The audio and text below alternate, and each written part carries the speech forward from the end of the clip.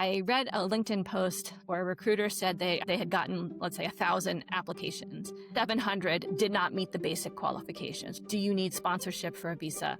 Do you know such and such computer language? That's why they're called knockout questions. Now they were down to 300. They narrowed that down to 60 for a deeper scrutiny and eventually got down to the one person, the one resume, interview the person. So it's not the numbers game that people think it is. Welcome to Everyone's Talking Money, where we get brutally honest about money, mindset, and making life richer. You're listening to Everyone's Talking Money, the show that's all about making life richer, from your bank account to your mindset and everything in between. Today's episode is for high-earning women who want their money to match their ambition. What would happen if you stopped convincing yourself you're lucky to have this job and started asking, what's my value actually worth on the open market? If that question made your stomach do a little cartwheel, good. That's your cue. Today, we're talking about the moment you realize stability has turned into stagnation. You're great at what you do. Your Slack DMs are a constant got a minute, and yet your title and your compensation haven't kept pace with your impact. You are not broken. Your story is. And stories are fixable. My guest today is Amy Adler, president of 5 Strengths Career Transition Experts, an award-winning certified master resume writer, and the author of Courageous Career Change: Fearlessly Earn the Executive Role You Deserve. Amy works with senior leaders who are ready to move from known quantity to obvious choice.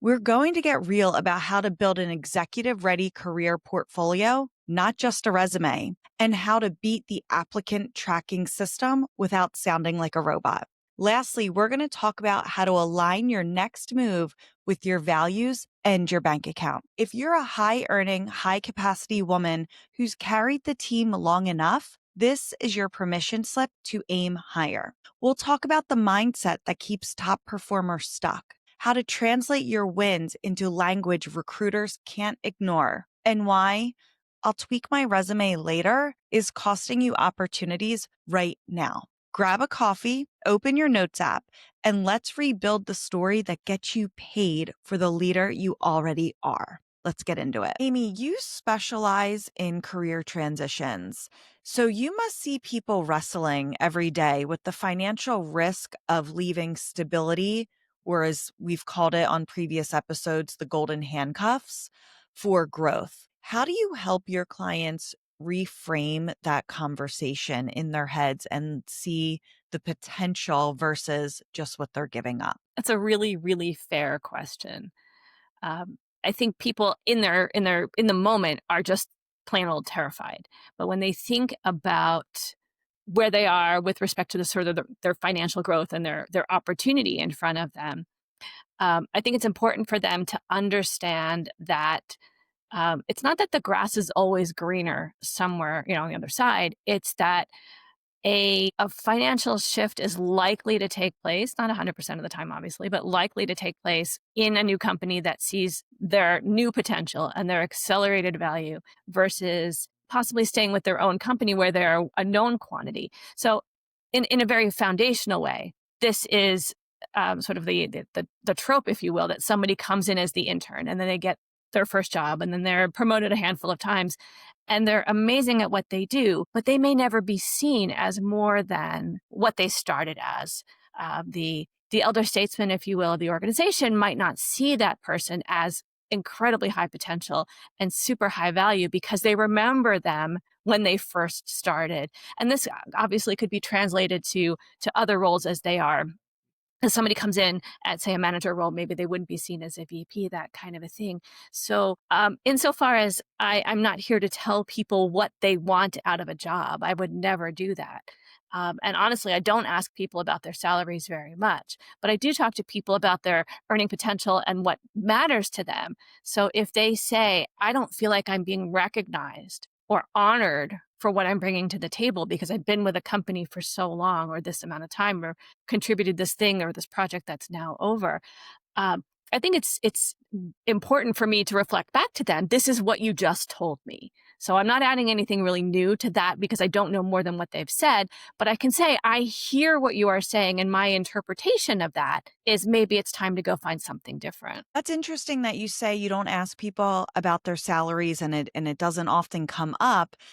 Because then that leads me to believe, and correct me if I'm wrong, then salary or money is not the primary driver of why I'm looking for a new career. Because if it was, like if I say, oh, well, I'm making X amount and I want to make more, you would know those numbers. You would know what they're talking about. So I guess in the hierarchy of what people are looking for when they're looking to make a career transition, what are those things? Because if it's not salary, then what is it? Going to say it's not salary. I'm never going to say that. I think that's an incredibly powerful driver, as is self actualization and the drive to do good in the world.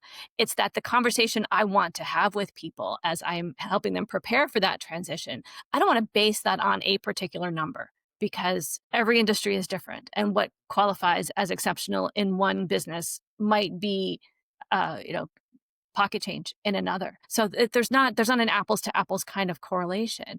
But I do want people to see that whatever their choices are, and I will follow them wherever they want to go, whatever their choices are, um, has to include, of course, financial considerations because they have family obligations. They have a house, they have an apartment, they have food that they have to buy or a car payment.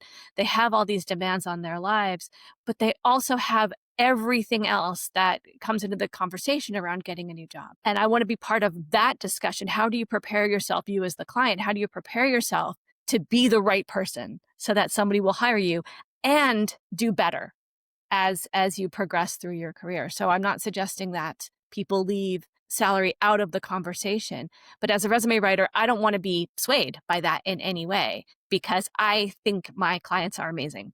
And down to a person, they are.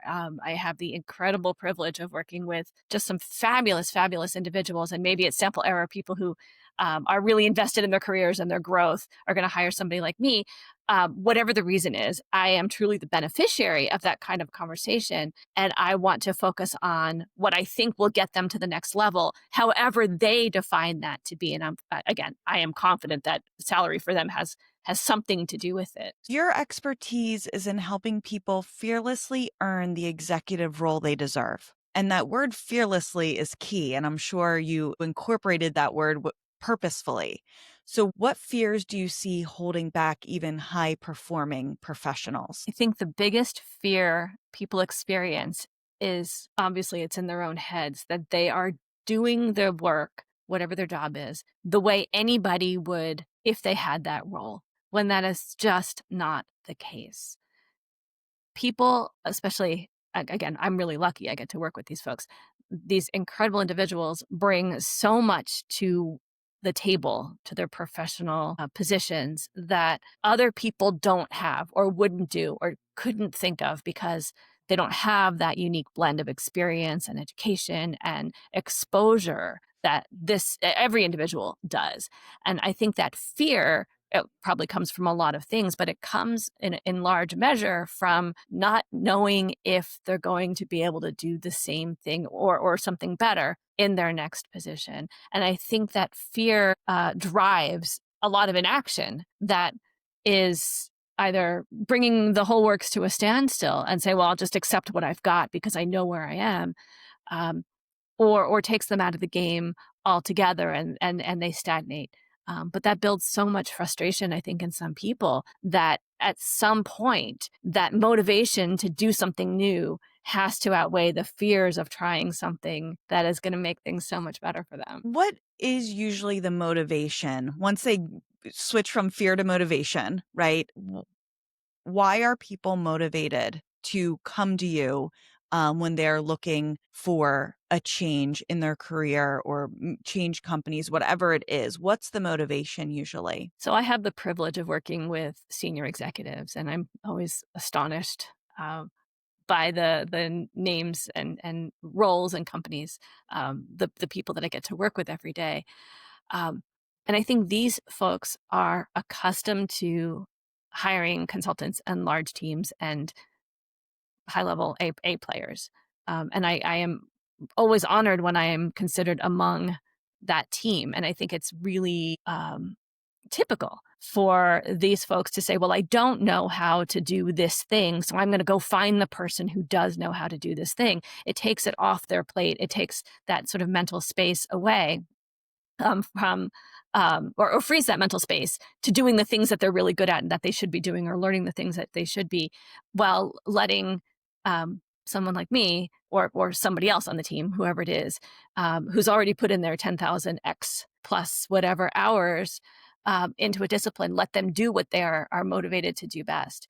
So I think it's an easy conversation when they understand the difference between buying a service and investing in themselves. And I have heard, I don't know, 100 times that my clients believe that engaging with a resume writer, career coach is an investment in themselves, in their career, in their trajectory, in a way that simply paying for a service, whatever it um, is how they might consider it. I don't argue the point that my job is to align myself to them and deliver products to them, in the end. But I hope they see it as so much more, that the relationship endures and that it's not transactional, and that I am also really invested in how well they do. Because the extent to which they do well is a reflection on whether I did what I am supposed to do properly. Considering I am always in the shadows, I shouldn't be visible to them, or to their stakeholders. I should be visible to them, obviously, but to their stakeholders, this should not be something that that marks them as somebody who doesn't know how to do a particular task. And if they can get past that and be okay with it, then the conversation is so much easier. Their internal conversation also is so much easier, I think, for them, because they've said, this is for me. This is what I am doing for myself, for my career, for my family, for my life, for my sense of self-actualization. For the clients that you work with, and really with how the whole changing jobs industry, if you will, has changed with technology, right? Now, if we are applying for jobs, we go to a company website, we type in all this info, and then we upload our resume and it gets screened and it looks for certain words, maybe certain education. And it's so hard because I feel like many of us, our resumes don't necessarily reflect everything that who we are, what we do. And it has to be so frustrating, especially for you where your job is to put all of these people's qualities and what's great about them on this piece of paper, but then to just get like screened by a system. How do you feel about that first? And then what can we do to kind of separate ourselves so this to not just be another like digital piece of paper that's being submitted? I appreciate that you raised this question, because the applicant tracking software, which I think is the type of system, there's probably hundreds of them out there, but that's the generic name for this, where the place where you upload your resume, is such a source of frustration. And to be a person before you're a resume is intrinsic to job search, and something that I recommend and speak about all the time, because people hire people, they don't hire pieces of paper. The ATS, then, the applicant tracking software system, is this giant database of documents that can be searched with enormous, complex, highly specialized Boolean searches for these keywords and these kinds of expertise and that kind of thing. So the science of resume writing is, how do I get my client found for these keywords, which we're sort of anticipating because we're looking at the kinds of opportunities that this person is putting themselves out there for.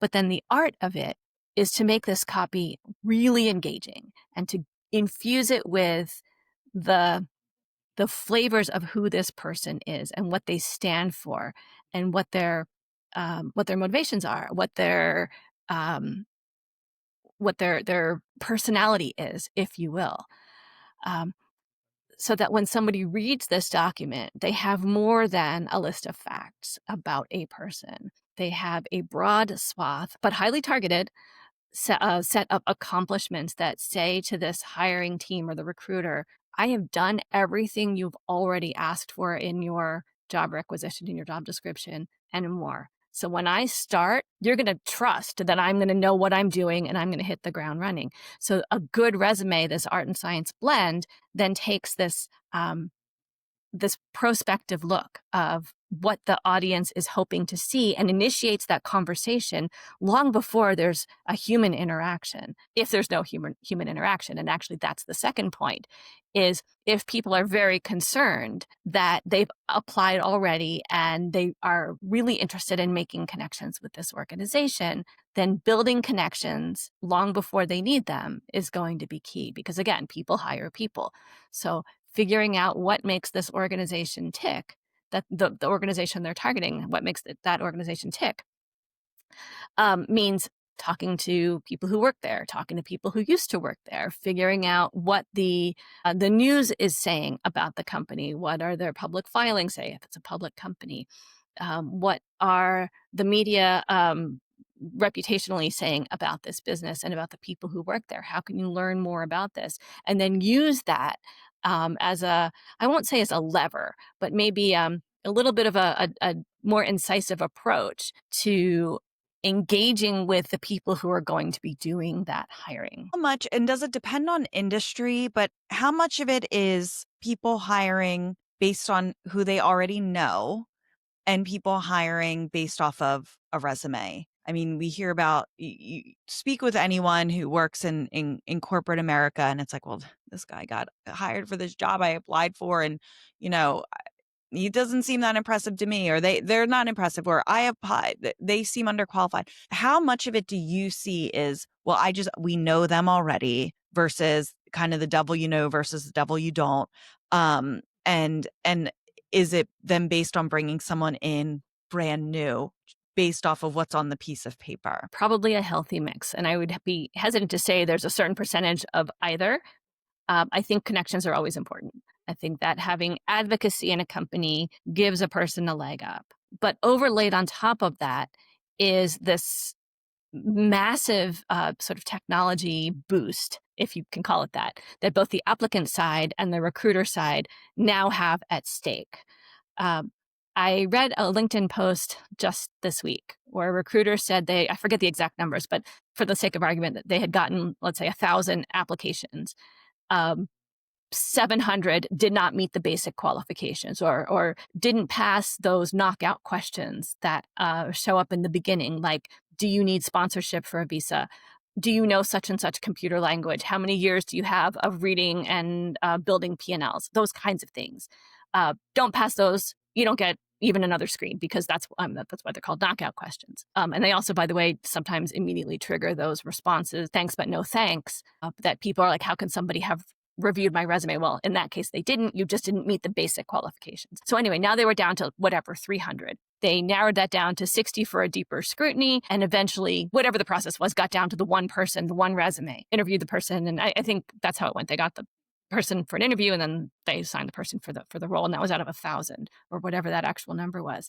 So it's not the numbers game that people think it is. And the recruiters are looking for the one person who they believe can do this job. And if somebody else says, well, I know something more than this other candidate does, or this guy got hired and I don't know how that happened, there's probably 1,000 factors that go into it. But applying with a resume that is not prepared for this kind of role, I won't say this one specifically, but this category of positions, that doesn't think prospectively about an audience's expectation, is never going to outpace a resume or a candidate's, a known person who has proven that they can do all the things that are in that required qualifications section of a job description, and potentially some of those preferred qualifications as well. I've heard that when you apply for a job, you should tailor your resume for that job. So every job you're applying for, you're essentially submitting a tweaked resume for each one. Is that accurate? That's totally fair, but with a caveat. Starting from the position of, this is the category of position that I am seeking as the client. I'm looking to be a senior VP of finance in this kind of industry with these parameters. That narrows down that opportunity pool fairly significantly. So a resume that's intended for that type of position that's done very well, no matter how good it is, wouldn't get them a job as an elementary school teacher because there'd be an incredible mismatch. So it's not that there is such a thing as a good resume. There's not one good resume out there that does everything for everybody. So that VP of finance who is thinking about the kinds of things that are expected for the next role that they are seeking, maybe an SVP or an EVP kind of a thing, um, and infusing that information into their experience. This is how I have done the equivalent of this role. Even if I've not done this job before, you can trust me that I've run a team that does this. You can trust that I've done P&L analysis that has done this. You can trust that I've done investments that look like this or managed accounting in this kind of a way. Um, that gives them the chance to have a resume that is foundationally good for any of the positions that they might be seeking. And that tweaking that you referenced is the far end of the conversation. So it's 15 minutes, maybe. If it takes more, maybe that job is not in that person's initial opportunity pool, and this is just a mismatch. Or maybe they've changed their mind. But tweaking for more than a handful of minutes means that they haven't really thought very carefully about the kinds of things they want to do, and they haven't narrowed it down sufficiently that if a recruiter called them in the middle of the night, which of course probably won't happen, but if they did call in the middle of the night and said, I've got your resume and I'm excited to meet you about my EVP of finance role, that person won't be struggling to figure out what they're talking about or which resume or what version of things, because it's all going to be in the same language, if maybe shifted just a little bit because of the specific, very specific edge case needs of that particular position. So yeah, it happens, but it shouldn't take over the process. I've read and heard that when women are applying for a new position, they're applying for one like they're already qualified for. Where men, when they apply for a new position, they are more attracted to jobs that like they're underqualified for, but have the confidence of, well, I can step up into that. I butchered that a little bit, but do you see that? And what's your experience with that? I hope that's not a thing. I keep hoping that all the isms are not a thing. But I do want to address whether it's a man or a woman who is applying for a position. I think the buyer's market now is so pervasive that employers can hire the best of the best of the best because they have so many applicants. And a candidate who applies, whether they're male or female or something else, when they apply, if they don't have all the qualifications, if they don't have that sort of floor level of what they can offer to a company based on, filtered through the needs of that organization. If they can't do it, they're not going to be picked. And maybe that used to be, and maybe there is some bravado that encourages people who are not qualified for a position to apply. But I would say, at least in this market, no matter how they identify, whether it's a particular age or gender or whatever it is, that lack of meeting the qualifications fundamentally is just going to take them out of the running. And I fear it would be a terrible waste of time for them to invest their own energy into trying to do that or to keep hitting that easy apply button, because it's not going to get them where they need to go. And to be more thoughtful and more engaged with not only all the things they have done, deeply knowledgeable about their own experiences and accomplishments, but also very willing to cast that in the light of what their audience broadly is looking for. And the more they can make that match up, the more they can hit send on applications very, very quickly, knowing they have covered as much of the qualifications as possible. You specialize in career portfolio development, and most people, even if you stay within the same industry, your next career is a little bit different, but it makes you more diversified. So the portfolio development, I think, is very clever because this is a portfolio. This is us. These are all of the skill sets that we've obtained from all the different jobs and positions that we've had. So tell me a little bit about how we develop our career portfolio and how do we adequately describe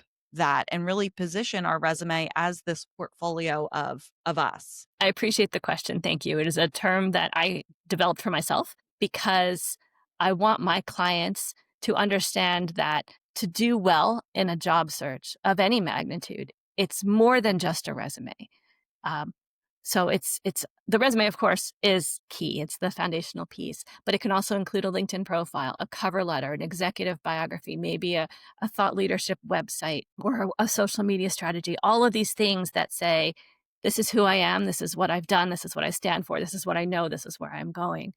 And to take all the pieces in a portfolio sense of all the things they have done and align them into uh, the next goal makes it really easy for the audience to interpret what they are bringing to the table. That conversation again starts very, very early. And this investment in crafting a comprehensive story lands very well because it is so digestible and so understandable and irrefutable because the facts of the case are laid out on all the various pages digitally and otherwise that say this is your person. This is the person you are looking for. And if you look across their entire career where they've invested in themselves and gotten more education, more experience, taken that risk, built a trajectory that says, I can handle whatever you throw at me. That whole story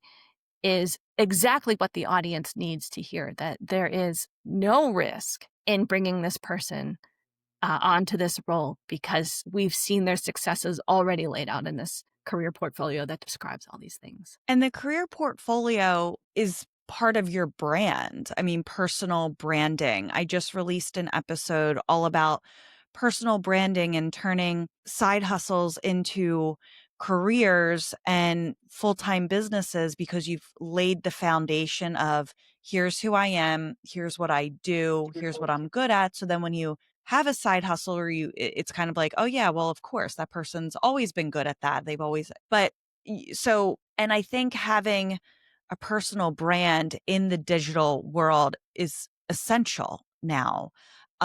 So then mentioned LinkedIn. LinkedIn, is like the business Facebook, right? It's about your professional world. But I feel like LinkedIn has become, people are trying to create a personal brand on LinkedIn.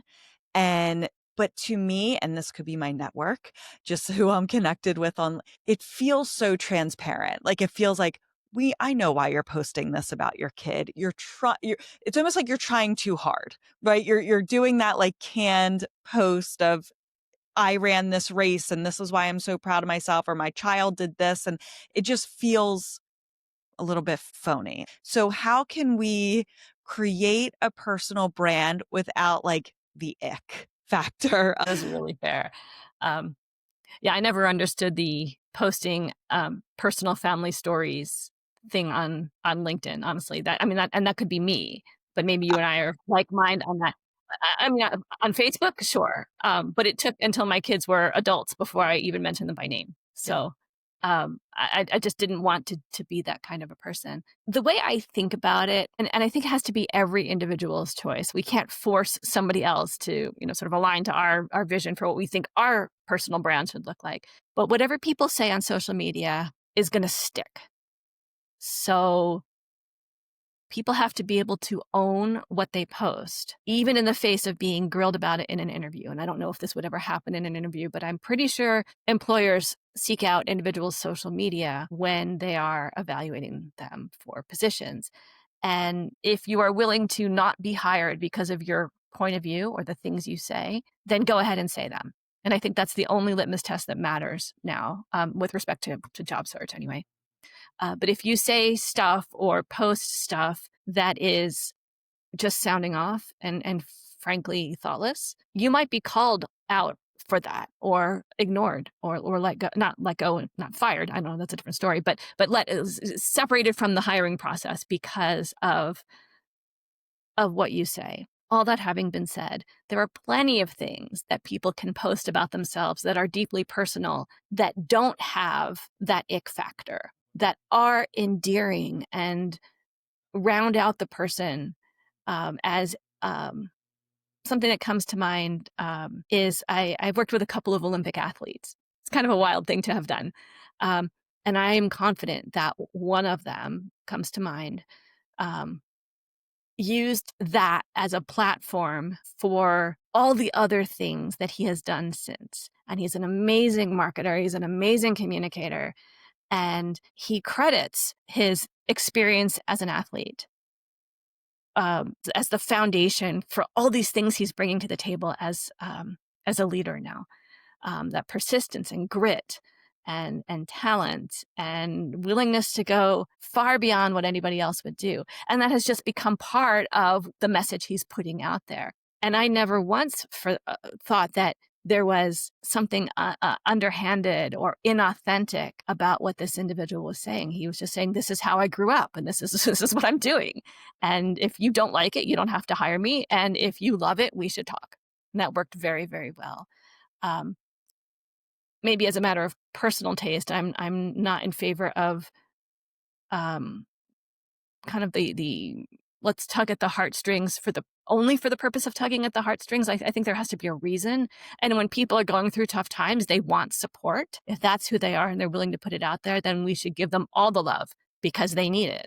And maybe that's really the point, is to meet people where they are and not from where we stand, because we don't know what their points of view are and what they're going through. So, what are some of the rules for standing out, creating a strong personal brand? You mentioned don't, if you're willing to not be hired or approached by an employer, a potential employer based on things you say, that's obviously a very good rule. What are some of the other new rules? Because I feel like this is always evolving. It used to be very buttoned up and like perfect facade, glossy. Now people are showing more of like the hot mess side of their life. So I feel So like the true. rules are also changing. But what would you say are like good rules that someone could implement right now to help build their personal brand professionally? That's a great question. And I do think that people are willing to show the messy sides of themselves. I think COVID kind of wrung that out of all of us. We all showed up to Zoom meetings, in our suits, and then after a week, nobody thought that was a wise thing anymore. And you know, t-shirts and jeans seem to be the uniform. But in terms of promoting who you are and what you stand for with respect to being a presence in your industry or a presence in your company or a presence just for yourself if you're in the market for a new role, I think it comes from whatever you think is important to you. So, one of the questions I ask all of my clients is, what do you think your 5 strengths are? And then I figure everybody's good at least 5 things, and that's my company name. So I want to know, what are you good at? What's important to you, and what's really in your heart? And living those values through the things you showcase to the world is your brand. It is, in fact, what you offer. And it doesn't have to be 5. It could be more than that, or it could be fewer. But here's what really matters to you. Here's how you're showing it. And here's how you're living that up to that standard or walking that walk every single day. So there's no one answer. I can't tell a teacher that a teacher is going to have the same perspective as a VP of finance or as a social worker or somebody who's managing a target. I don't know, whatever people do, they all have different things professionally that matter to them. And personally, everybody comes with their own story. So if they are standing up with that every day and okay sharing it with the world, they're doing right by themselves. Here's a kind of a quick test. If somebody searches on your name, what are they going to find? And with the assumption that everybody has things in their careers that are really amazing, and some people have the histories that maybe not be quite so savory. Something hit the media that maybe was an internal company thing, or the company did something and they were instrumental in it, or whatever. Can you answer all of those? Can you speak to all of those? Because somebody's going to find them and ask you questions. Um, and the more you can shape your own narrative so that it reflects what you want to be known for, the more you control the presentation of your brand, which I think is the most important element of all of this. How hard is it when you're working with a client and you ask them, what are your 5 strengths? Do you find that people can just rattle off strengths very quickly, or do you have to really pull that out of them? And is there a certain level that someone has achieved that they can name them quickly or not so quickly? Like, do you find that the executives you're working with, the C-suite, can they rattle off their 5 strengths very easily? I think plenty of people are willing to rattle off what they think they're really good at. And I always encourage people to look harder and deeper for what really matters to them. So if you're good at something but you hate it, is it really a strength? We might be good at it, but if you never want to do it again, why would you want to tell the world about it? Um, and I think some people are willing to be very superficial about what their strengths are. And I don't accept superficiality. I never do, because I care enough to help people, excavate their own skulls and figure out what they really truly stand for, what truly matters to them. So giving them the time and space to tell that story and to wrap it up with, now tell me how you interpret these with 5 words or key phrases, I think in the end is a much easier sell than if I started with, hi, nice to meet you. What are your 5 strengths? I think that would be hard for anybody, but I really want people to pull to surface all the things they're good at and the ways they have impacted their companies, their industries, their families, their friends, their social interactions, and say, this is really who I am. This is what matters to me, and this is what I want people to know about me. So taking a bit of a long game for me yields way better results. And I think people appreciate when they can be authentic with themselves and really honest um, about, well, everything, but especially this. So you really work that with them. So if they say, well, okay, here are my 5 things. And I've been asked that in interviews before. And I'm like, oh gosh, what can I say? Um, so you really work that with them. It's not as if they just say 5 things. And you're like, okay, great. Sounds good. It's like, I think we can go deeper, or tell me more stories, or so you're not accepting like the first answer essentially out of someone, because odds are they are surface and they probably are answering, well, what would sound good on my resume, or what would a future employer want to hear? Because it's like, well, a strength is that I work too hard. It's like that's those questions in interviews. Like, how can I make sure I say something that's a negative that turn it into a positive kind of thing? But if somebody said that, so yes, to answer your question, yes, I don't let people off easy. I don't think that's why they invite me to work with them. Letting them off easy would be way easy for me. And I want to do right by the people who invest in themselves, invest in the process, invest in what I'm bringing to the table. But the idea of what was you said, so I work too hard and I spend too many hours or whatever. So that's true and a little bit trite, right?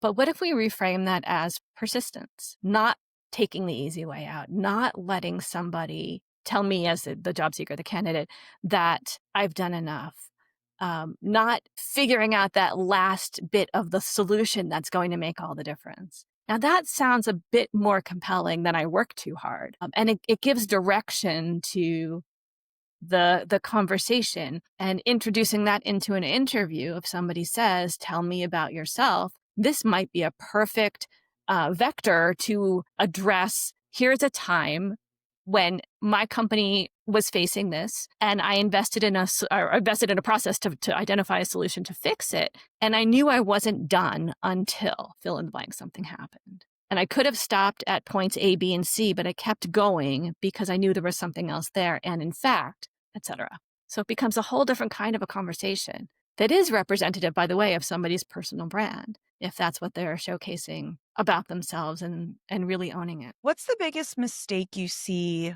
even high performing professionals making when they're trying to level up their careers? Most likely it's believing they can't for amorphous reasons that nobody has really defined for them. And that's that fear that we were talking about before. I tell people that I will follow them anywhere they want to go.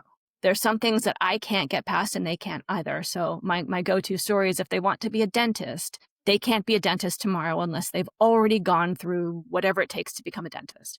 And there are obviously educational requirements, state requirements, whatever it is. They have to be able to do that. I can't change that. They can't change that. But if they say, I've been a VP of finance and I really want to teach financial literacy to high school students. Of course, I didn't choose that. It wouldn't be my obvious, next step. I wouldn't have known that unless they said it. And this is nobody I've ever met. I just made this up. But I've had plenty of correlate experiences. I do not get the privilege of telling them they can't do that. And the obvious truth is that teachers are not compensated nearly at the level that they should be. And maybe a VP of finance is willing to take a step back. And they've already invested in themselves financially throughout their whole lives, and now they want to give back in a different way. I don't get to tell them they can't go get a teaching credential and teach high school. I get to walk with them. And if they are not owning their truth, I can't know what they want. So if they are really honest with themselves in a way that is really hard, they're going to come out okay in the end, because they will have a whole set of people, myself included, who are completely behind them and ready to help them get past that fear, get into what they might perceive as a total left turn. Maybe everybody would. And be part of that. For other people who want to take their careers to the very next level, or skip levels, or do whatever they want to do, I'm all in for that too. So it's not that I'm trying to help people do wild things all the time. Sometimes it's a very traditional growth, but I want to be part of their deep understanding of themselves, so they can get out of their own way and truly own what makes them exceptional, get them to that next thing. What's the mindset difference between someone who is comfortable where they are and someone who's determined to either go to the next level, reach the C-suite, or completely just pivot their careers? If a person is happy where they are, first of all, good for them. They have reached some kind of alignment or equilibrium that works for them. And those of us in the career spaces who demand that they make a change, that's irrational. Nobody worth their salt would ever do that. And I would love to meet people who are perfectly happy doing what they do, because that sense of calm and alignment must feel amazing. But if somebody comes to me, and again, it can only be from that direction, and says, I want to go do something new, they have to be ready to do hard work. And I don't mean in job search, because job search is inherently difficult, but they have to be willing to open up, not just to me really, but to themselves, and be ready to hear the good, bad, and ugly about what makes them them. And to say ugly is really, I guess, maybe a misnomer, because it makes them who they are. There's no bad history. There's no failure. It's just where you are today, and what made you who you are, and being able to give the right illumination to the things that are going to get them where they want to be. And by the way, your resume is not a laundry list. You don't have to hang out all your dirty laundry. Um, it's a representation of what you can do in the next thing based on all the things you've done already. So that hunger, that growth mindset, that willingness to look at things in a new way, because what is it they say? What got you here won't get you there, or whatever the catchphrase is, right? I think that's true. And if we all stopped thinking about the next thing, the inertia would maybe make us all very, very happy, but it wouldn't up the game. It wouldn't reformulate us into the thing that we want to be seen as next. As we wrap up, something I've heard, like in resume writing, is your resume should only be one page. We know. Categorically no. And so it's okay, like a front and back, or I've also heard, like, don't have it be a stapled page, if we're ever we're not handing it our resumes anymore to anyone, but like front and back is okay. 3 sides, like, what is there rules around that? Or It's individual specific. So I have written resumes for high schoolers that are 2 pages, because they had just so much to say. I have written, one notable guy had a sales career of 25 years in the same company, same role. His resume was 1 page, even though he'd had 25 years doing it. I have written resumes for senior executives that are easily 3 pages. 4, if you press me, I don't like it. But the expectation is that we have this master document that we're now going to filter out and cull down to make it a more readable, digestible thing. So I think it's person specific. A 1-page resume often encourages, or demanding a 1-page resume encourages people to use 9-point type and 1/4 inch margins, which nobody likes. And it might mean that the person is not being thoughtful or um, careful enough to wean out or weed out the things that are not relevant to this particular application. I think this might apply more. I've seen it more in the academic spheres, to be totally honest, when a school is demanding a one-page version of their resume, and that's sort of the situation. In professional environments, 2 pages is the norm. 1 page is certainly possible. 3 pages is okay depending on the individual's experience. Aim for 2. What about gaps in your resume? Like if you are working for a company or an industry that maybe is having some shakeups, is it better to leave before and look for a new job before you get laid off because gaps aren't looked at as attractive? Do you have an opinion on that? I've heard a whole swath of stories from my company was preparing to sell and they were inviting individuals to take early retirement or to take a severance. There's no, at least on paper, no love lost in that kind of a situation. Um, if you think you're going to get fired, maybe it's worth finding a new job before you get into that situation. If you have an actual gap in your resume, I don't think people are looking askance at that at all. And especially if the gap was X number of years ago. If it's somewhere deep in someone's history, I don't think it matters in the slightest. And I think there are so many people now who are experiencing the massive layoffs that are no fault of their own. Entire departments are either being sent overseas or automated or eliminated or whatever the case might be, that as hard as that is, and I definitely don't want to take away from the sort of consequence of what that is to somebody's personal sense of self, their finances, their emotional state, that's all very, very real. But on a resume, I don't think it hits as hard as they think it does. And what about putting your GPA on your resume? How is there a certain age or number of years out of college where it's like you don't need that or you never need that? What's the advice, especially for those that are graduating college, or if your GPA is below a certain number, should you leave it off? What do you think about that? Well, I think in terms of the number of years after graduating college, assuming that you're applying for a company or to a company that doesn't ask for it in a specific way, the answer is don't put it. No one is going to ask you. Um, to the best of my understanding, I'm sure I could be proven wrong. It doesn't seem like the kind of a thing a company would want. Obviously, there are companies that are going to ask, and graduate schools and professional schools are going to ask. So those are going to be crucial elements. I think the bigger question, if we're talking about numbers around college or university on a resume, is at what point do we stop putting when we graduated? So this is one of those isms, right? Um, After 2, 3 years out of college, nobody is going to ask you when you graduated. If you are a non-traditional college student and worked for 20 years before deciding to return to finishing your bachelor degree, you don't need to put the date on it. Because honestly, anybody can do the simple math, and inevitably they're going to be wrong because there are students applying or graduates applying to roles at all stages of their lives.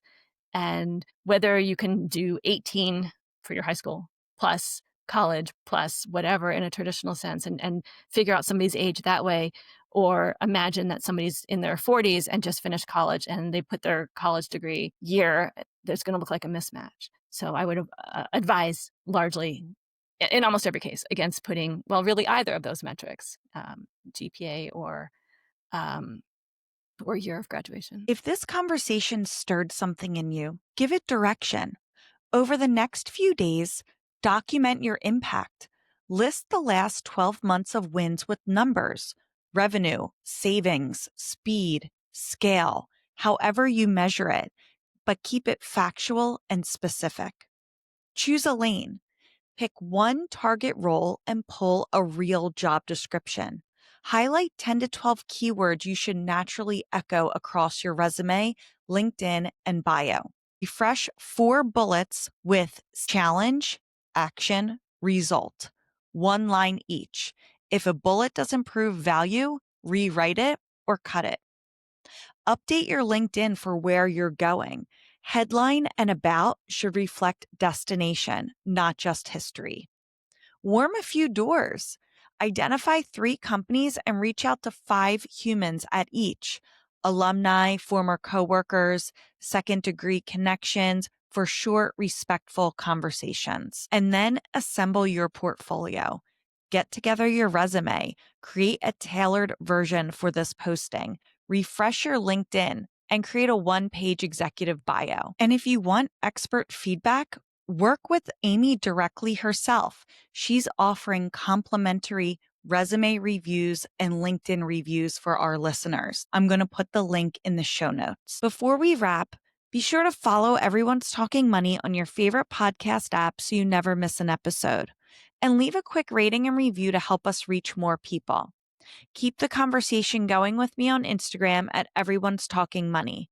And remember, money is a tool to live life on your terms. Be sure to use it boldly. I'll see you next time.